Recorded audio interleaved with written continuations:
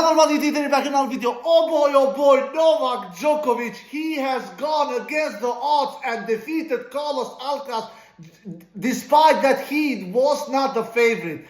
At least for a majority of the tennis people, at least for a majority of the tennis lovers, at least for a majority of tennis analysts around the world, me one of them, Novak Djokovic once again has defined age. Novak Djokovic once again has said, not quite yet. I'm not done quite yet. Even though that we have these superstars, youngsters in Carlos Alcaraz, who has won 4 Grand Slam titles, who has become the youngest world #1 ever. I am not done yet, baby. I will send the message. I will send the statement that I am the 10 times Australian champion. I will send the message that I am the 24 times Grand Slam champion. I will send the message that I am, despite that I am 37 years old and a half, almost 38 years old, a couple of months away from being 38 years old,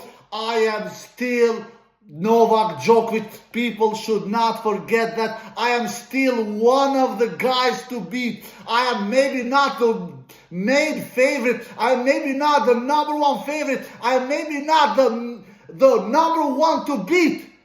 But I am definitely one of the guys to beat. And I am definitely the Australian Open champion 10 times.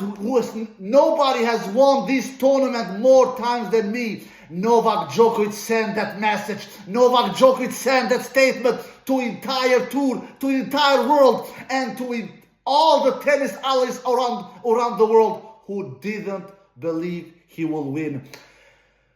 Look, I am one of them who said before the match that this match will be a close one. I am not sure who will win the match. So those of you who says and goes to the comment section and telling me, but Inter, you are wrong, Inter, you are this, Inter, you are that. Stop with that crap, please, because I am not surprised that Djokovic won. If you who follow my channel should know that by now that when I predict a match to go 5 sets, that means that I am not sure who will win. That means that match can go either way. I had tremendous respect for Novak Djokovic. So stop with this kind of nonsense and telling me that, you didn't believe in Novak Djokovic. No, I gave my slightest edge to Carlos Alcaraz. That is true. I gave my slightest edge to Carlos Alcaraz. That is absolutely correct. But that doesn't mean that I am shocked that Djokovic won. That doesn't mean that I am surprised that Djokovic won. That doesn't mean that I didn't believe in Novak. I believed in him very, very much. And you don't believe that, you can go and check out my preview video I did yesterday when a 31-minute long video when I did my preview. So Djokovic winning, I'm not surprised. I'm not an idiot, for God's sakes. But I didn't pick him to defeat Carlos. I will be honest with you, my friends on the road. Before the tournament started, I had Djokovic as my 5th favorite. And you know that when I have a player as my 5th favorite, that means that I believe in him very much. And I believe that all the quarterfinal matches I have, of the quarterfinal candidates, I have the player I put on the 5th spot is the player I believe the most of all the 4 quarterfinal candidates. The 8th spot, 7th spot, 6th spot, 5th spot. Of all the players that are in the quarterfinal stage, I believe in the player who's in the 5th spot the most, who can win his quarterfinal match. So that is the reason I had Novak on that 5th spot. And when I saw Novak defeating those very, very solid, consistent Czech players in the 3rd and the 4th round, man, then I actually said to myself, Novak can win this match. Novak has huge chances to win this match. And he did it. Am I surprised? Not at all. Absolutely not. Novak Djokovic, what a champion. What a beast. What a Terminator. What a GOAT this guy is. 37 years freaking old he is. 37 freaking years Novak Djokovic is. He's 16 years older than Carlos Alcaraz. And he defeated him after 3 hours and 35 minutes. in 4 sets. Lost the first set 6-4. Then he wins the second 6-4. Then he wins the third 6-3. And then Novak Djokovic wins the 4-6-4. So after 3 hours and 35 minutes, Novak Djokovic stands as the winner. And now Novak Djokovic is through to his 50th Grand Slam semifinal. Yeah, you heard me right. To his 50th Grand Slam semifinal. Of course, that is a record. He has just extending that record. Novak Djokovic is to his 12th Australian Open semifinal. That is, of course, also a record. So, this guy is just making history after history after history. But he is not done yet. He is not finished yet. He is not satisfied yet. He wants more, baby. He wants to make this run to a fairy tale run. He wants to make this run to a Cinderella run. He just defeated the world number 3, Carlos Alcaraz. And now the road just becomes harder and harder and harder.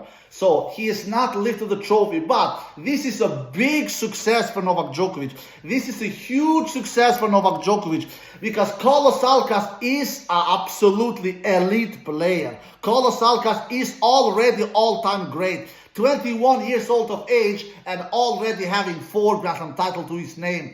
He has already won 2 Wimbledons, he has already won 1 US Open, and he has already won 1 French Open. And he was on the way to becoming the youngest tennis player ever to win all the 4 Grand Slam titles. At the current moment, it is Rafael Nadal who has that record with with 24 years old of age to winning all the 4 Grand Slams, and Carlos Alcaraz was trying to become the youngest player to ever win all the 4 Grand Slam titles. So now he didn't do that this year, but he has 2 attempts left in 2026 and in 2027. So he has 2 attempts left to become the youngest tennis player to ever to win all the 4 Grand Slam titles. Novak Djokovic, man, I don't know how many superlatives I can give him more. What a dude, what a beast, what a machine, what a predator, what a terminator.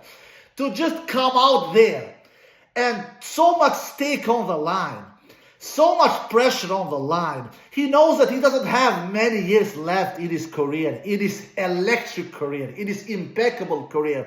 And facing a dude, a beast, a machine, like Carlos Alcaraz on the other side of the net, who can take the racket out of your hand, like he did at Wimbledon 7-8 months ago. Carlos Alcaraz in that absolutely, where Carlos Alcaraz went beast mode in that Wimbledon final 2024. And those for you who says that Djokovic played with 1 leg, I don't want to hear a crap about that, because if Djokovic could win the second set with 1 leg against Carlos Alcaraz, he for sure was not worse in that Wimbledon final when it comes to the physicality department. He for sure moved much better than the Wimbledon final 7-8 months ago. He didn't have any issue with the leg or something like that in that Wimbledon final 2024. But in that Wimbledon final 2024, Carlos Alcaraz went beast mode. He just went beast mode, for God's sake. He won 84% behind his first serve. He won 51% behind his second serve in that Wimbledon final last year. I'm talking about 2024. He did 42 winners and 24 unforced errors. He does 18 more winners than unforced errors. Carlos Alcaraz in that Wimbledon final 2024. He went beast mode. Djokovic was decent. It was not like Djokovic defeated himself. Djokovic rarely defeats himself. Djokovic, even though Carlos Alcaraz actually that Wimbledon final 2024 lands 59% first serve in. So despite that, he won so many points behind his first serve and so many points behind his second serve. 84% behind his first serve, he won points, and 51% he won points behind his second serve. Djokovic actually lands much more first serve in than Carlos Alcaraz in the Wimbledon final 2024. He lands 70% first serve in. Doesn't matter. He faced a beast mode Carlos Alcaraz in that Wimbledon final. Djokovic won only 66% behind his first serve and won only 40% behind his second serve in that Wimbledon final 2024. And he does 26 winners and 25 unforced errors. He does one more winner than a first error. So it was not like Djokovic was beating himself, but he faced a beast mode Carlos Alcaraz. So Carlos Alcaraz, when he goes beast mode, I've said it in many times during my videos, Carlos Alcaraz top notch. When Carlos Alcaraz plays in that beast mode level, he's untouchable.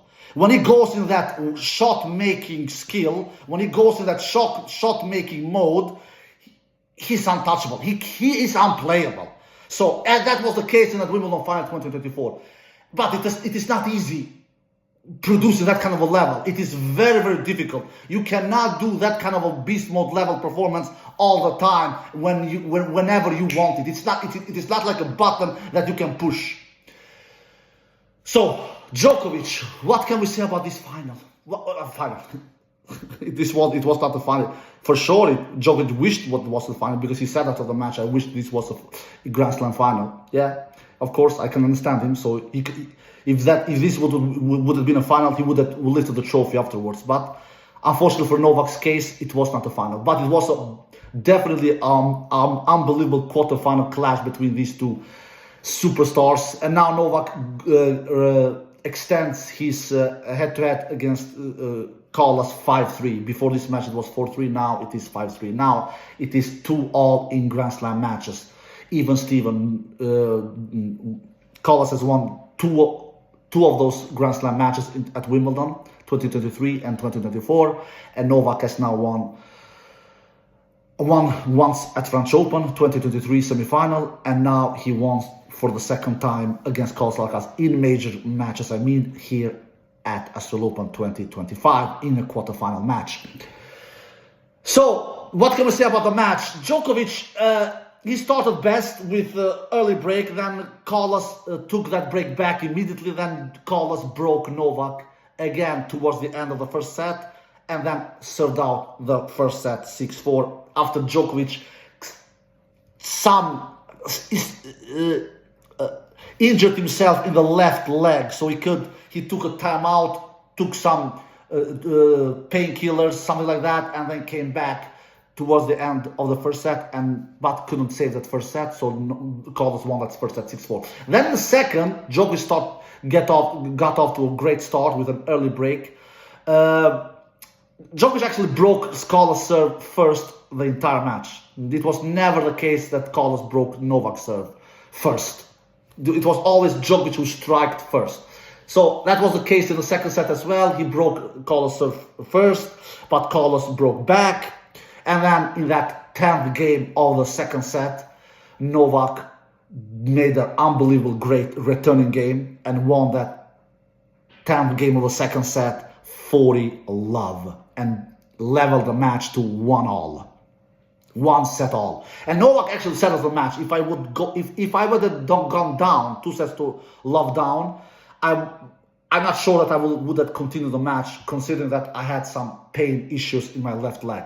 But fortunately for him, he didn't lose that second set. He won that second set, and then those painkillers started to kick off. And then because in the second set you could easily see he was taking big cuts on the ball. He was trying to shorten the rally because he didn't want to rally with Carlos Alcaraz when he had some pain issues in his left leg. So you could see that on his power, he was hitting the ball much harder, both from both wings, both forehand and backhand. He was attacking the net a little more because Carlos saw that. Carlos was drop-shotting him a lot, and Carlos was winning majority of those drop shots. He wanted to check out, and he wanted to stretch Novak Djokovic, and he wanted to make Novak Djokovic move. And Novak Djokovic was going for those drop shots, but not all of them.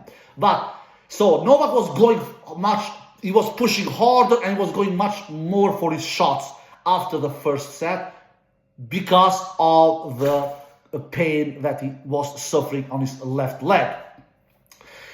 And then in the third set, Novak once again got to a break. Now it was he got the break in the middle of the third set, not in the beginning like it was the case with the other first two sets. In the third set, he got the break in the middle of the third set, but Carlos broke immediately. Novak, I think, got the break in that sixth game in the third set, and he made it to in that 3-2 game in the third set and made it to 4-2 in the third set. But Carlos broke back immediately to 3-4. And then Novak broke again to 5-3. I think, yeah, broke again to 5-3, and then Novak served out the third set to 6-3. With an unbelievable, that set point in the third set was an unbelievable long rally where they were going long, toe-to-toe with each other, and Novak finally, after a long, brutal, exhausted rally, Novak finally wins that set point in that third set and wins that third set 6-3. And then in the fourth, this was, I believe, in my opinion, the most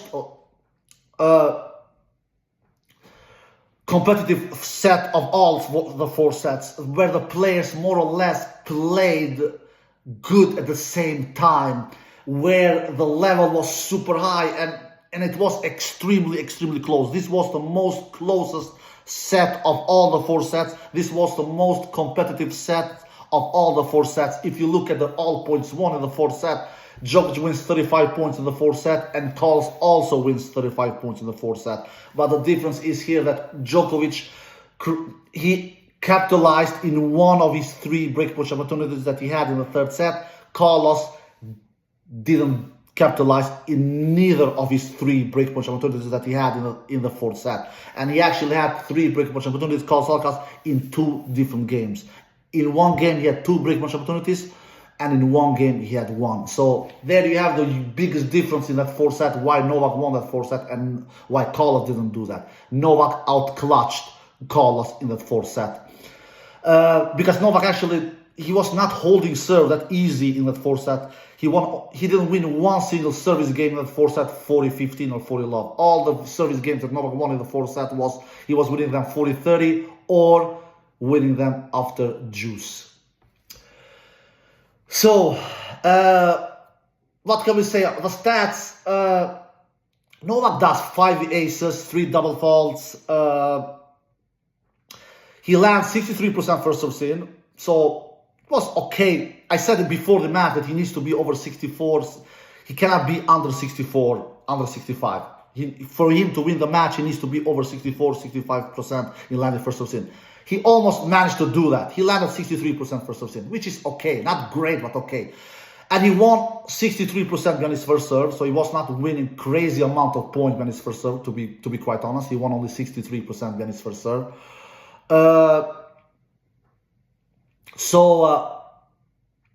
But he did a lot of damage in winning points behind his second serve. He won unbelievably 58% behind his second serve.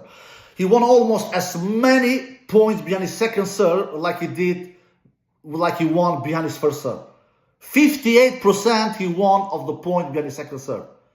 58%, unbelievable stuff. That was the biggest difference in the match, and that was, according to me, that was what won Novak Djokovic the match. The big difference in winning points behind the second serve. I will come to the Carlos Alcaraz stats soon. And Novak, all in all, broke Carlos' serve 6 times out of 13 breakpoint opportunities that he had in the entire match. And all in all, in the match, Djokovic did 31 winners and 27 unforced errors. So he does 4 more winners than unforced errors the entire match. All in all, Novak in the entire match won 135 points. All right, how was Carlos' numbers? Carlos did 10 aces, more aces than Djokovic, double more aces than Djokovic actually. And he does 5 double faults. He also did more double faults than Djokovic. Djokovic does 3 double faults, Carlos does 5 double faults. Carlos actually landed a lot of first serves in. This is the highest percentage of first serves that I have ever seen Carlos Alcaraz land. 74% first serves in he landed. But the difference between him and Novak is that Novak has much better spots. That's what I said before this quarterfinal match when I did my preview.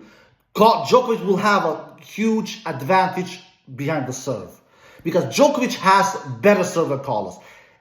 In particular, he has much better spot than Carlos, because it's not like Carlos has a weak serve when it comes to power. Carlos has actually a powerful serve when it comes to speed. You can just look it out in the stats. He has very, very fast serve, but Carlos Alcaraz spot serves, Carlos Alcaraz precision is not even close as good as Novak. And that's why Carlos, despite making a lot of first serves in, 74%, he won 67% only behind his first serve. He actually wins more points behind his first serve than Djokovic. Djokovic won 63% behind his first serve, Carlos won 67% behind his first serve. But considering how many first serves Carlos was landing, 74%, he should have won a little more behind his first serve, but he didn't. He won only 67% behind his first serve. But it was not there Carlos lost the match.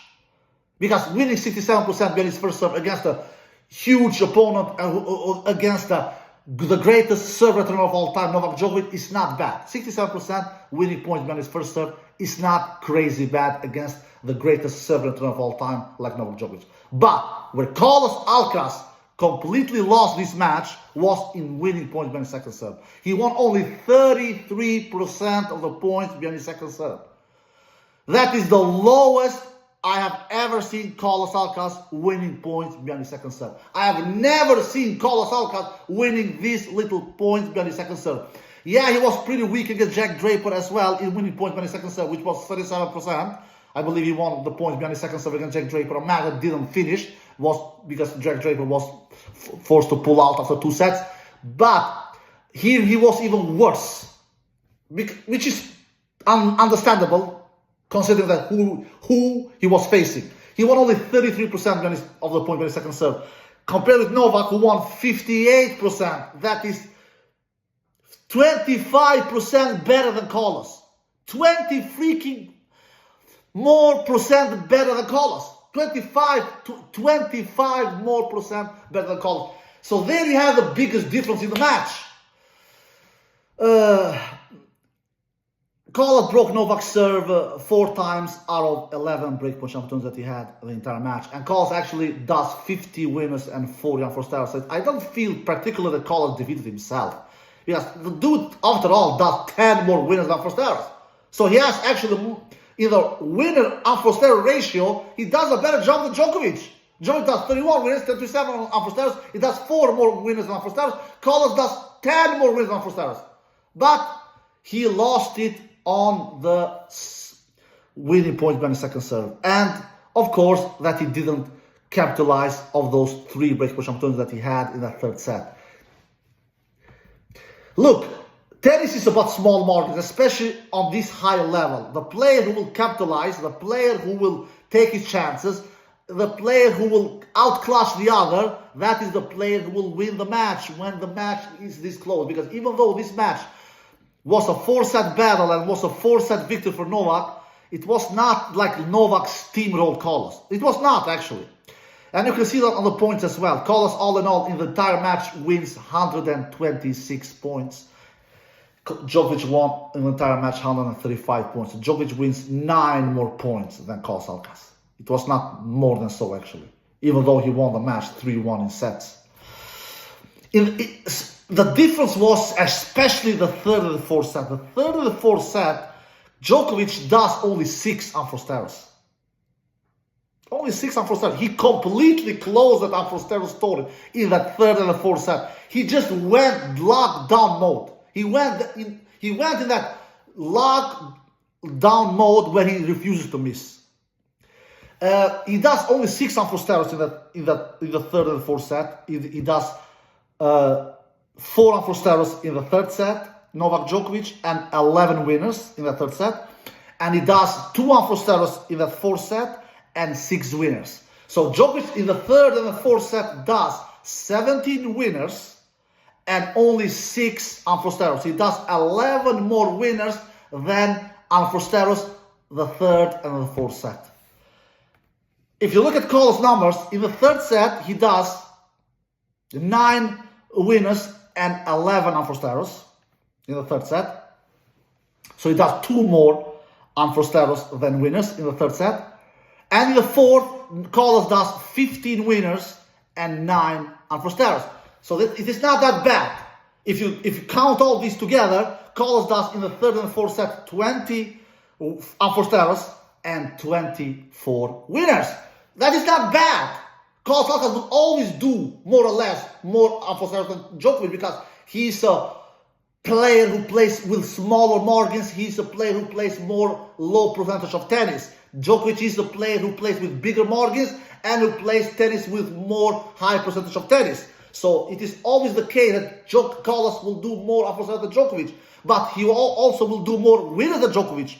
But in the third and fourth set, Djokovic, he was much better than Carlos in that department because Djokovic does in the third and fourth set 11 more winners than unforced errors. Carlos, because like I said, Djokovic does 17 winners in that third and fourth set together and only 6 unforced errors.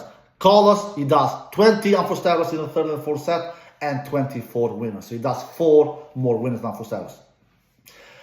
So Novak was the better player. It was definitely the player. He definitely deserved to win this match. He just showed to everybody in the world. He just proved to everybody in the world that you should never count this guy out. Not that I've done that. And I've told this million times to you guys around the world. I've never said that Djokovic doesn't have a chance in winning a Grand Slam title. And he has not won it yet. What I have said is that he will never be my number one favorite ever again. And he's still not number one. No, he still is not my number one favorite. He has huge chances to go to Grand Slam final now and play that 38th Grand Slam final in his career. But as far as Sinner is still in the draw, Sinner is the man to beat. It is not Djokovic, it is not Zverev. It is Sinner, for God's sake. It is Sinner who has won the last 2 hardcore Grand Slams, US Open and Australian Open. It is not Djokovic. But that doesn't mean that Djokovic doesn't have a chance in winning his 11th Australian Open title, in winning his 25th Grand Slam title. He has a huge chance. Absolutely. He has a huge chance, but it is still not easy. It is still... One mounting is down in Carlos Alcaraz. He has 2 big mountings left. He has 2 big mounting left in the draw. One of them is Alexander Sasha Zverev in the semifinal, who will not be easy taking down. He is maybe playing his tennis of his life. He has a bigger serve than Carlos Alcaraz. Djokovic had a huge advantage in the serve department against Carlos Alcaraz. Djokovic will not have that kind of a huge advantage against Zverev in the serving department. But what Zverev he doesn't have the same kind of shot making skills like Alcaraz has.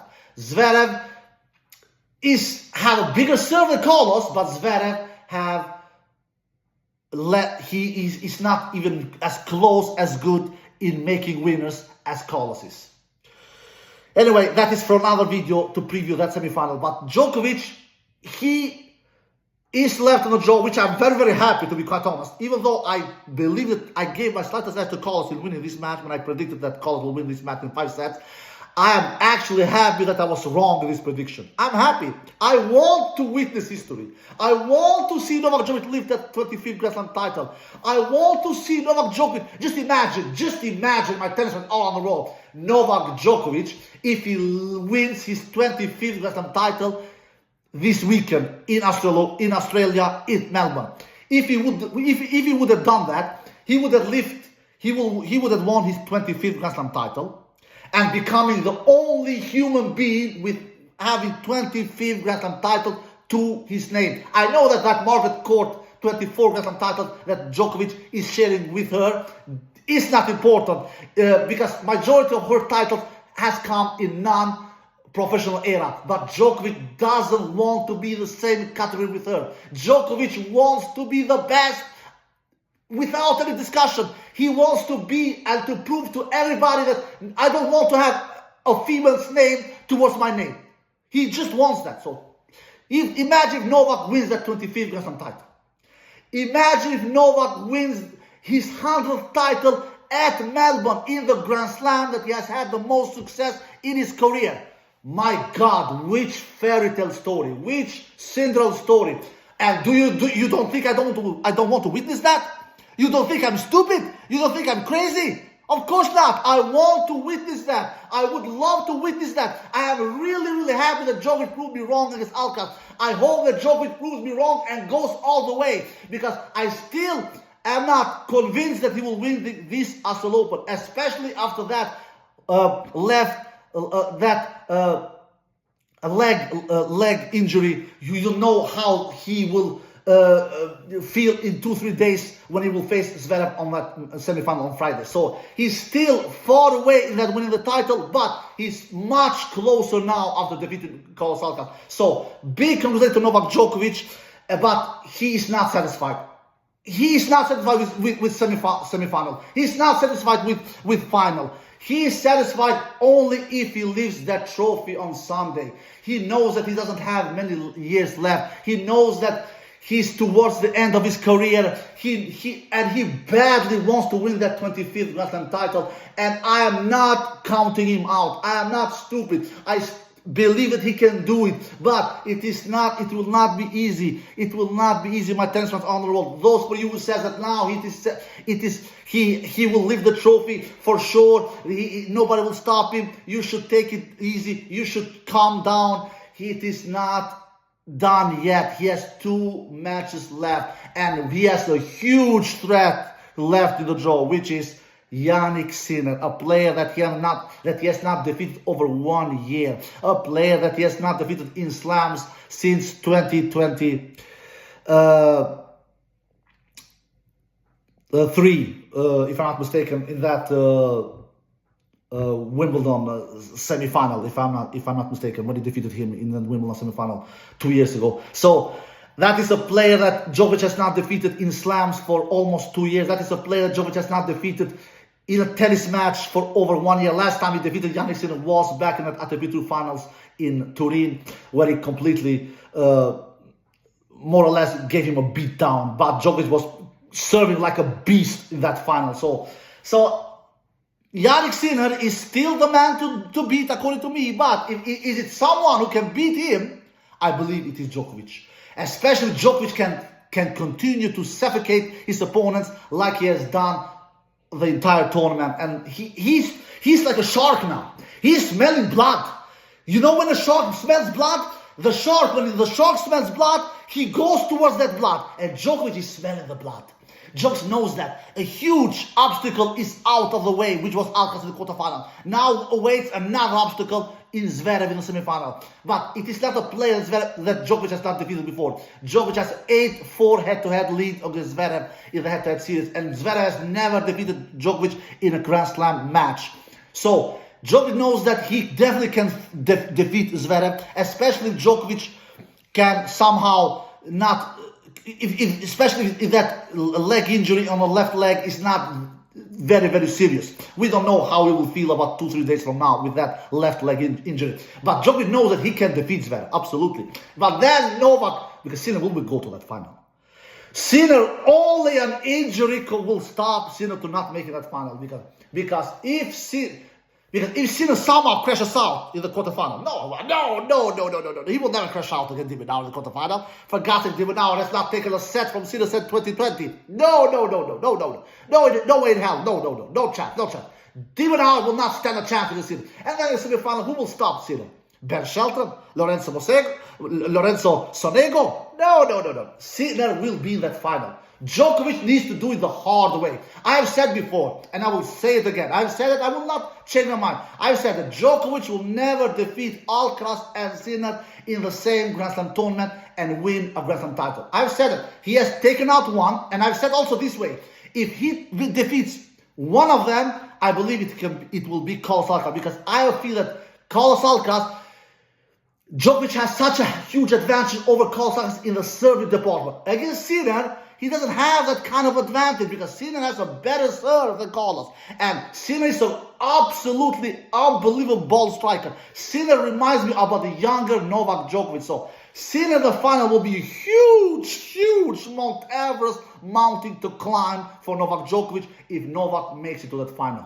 So, but So Novak can prove me wrong in many things. He can prove me wrong in defeating both Alcaraz and Sinner in a Grand Slam tournament. He can prove me wrong in going to another Grand Slam final, which I have done a video about a couple of weeks ago that he will not do. And he can prove me wrong to winning his 25th Grand Slam title, a prediction I have done in 5-6 years that Novak Djokovic will never, neither Nadal, neither Djokovic will never make it to a 25 Grand Slam titles. I was right about Nadal, who ended his career with 22. Novak is only 2 matches away now to proving me wrong there. 2 matches away, 6 sets away. I hope he does it. I really hope he does it. I want to win this history. I am a huge tennis lover. I am a big tennis lover. I am an unbelievable tennis lover. I would love to see Novak Djokovic prove me wrong. I really would love to see Novak Djokovic prove me wrong. Even though that I have difficulty seeing Novak defeating Sinner, not Zverev. Zverev he can definitely defeat, but I have difficulty to see Novak defeating Sinner. But if he somehow proves me wrong, I will be so happy. I will be so... I would be crazy happy. I really will be, because then I witnessed history. Alright guys, I hope you enjoyed the video. If you did, thumbs up, subscribe, peace.